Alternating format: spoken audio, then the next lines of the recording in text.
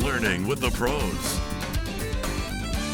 Brought to you by your Toyota BC dealers. Here's some tips that I like to do before I head out on the season trips, whether it's first one, 15th one, last one, doesn't matter. This is so important, a little checklist I have in my mind that I use before I trailering anything.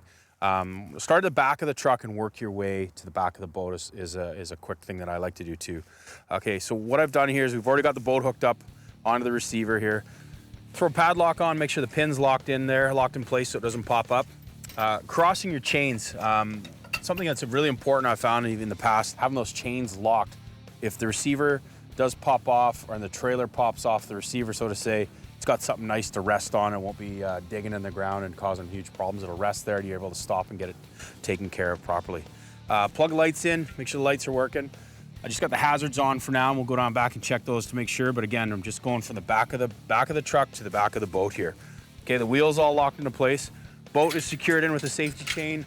The straps tightened up here. Okay, moving further back, make sure the boat's locked in place. Spare tires are super important. Make sure you got a spare tire with you at all times.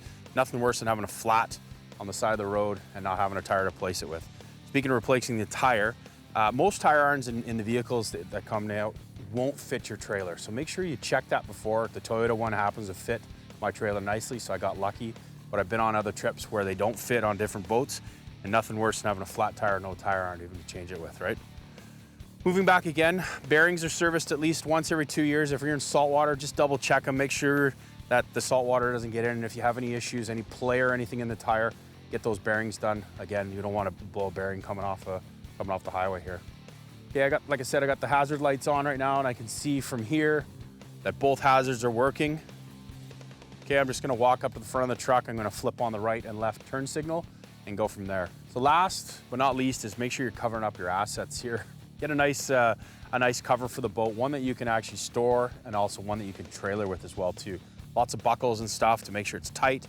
You're gonna keep the moisture, the rocks, the gravel, the sand, the dirt, for the majority, you're gonna keep it off your boat. And also too, if you can get yourself a motor cover, for all of you that send in pictures to the magazine, we like to have a nice clean looking boat, so it's always important too if you wanna get in the magazine. For more tips like this, check us out on a future episode.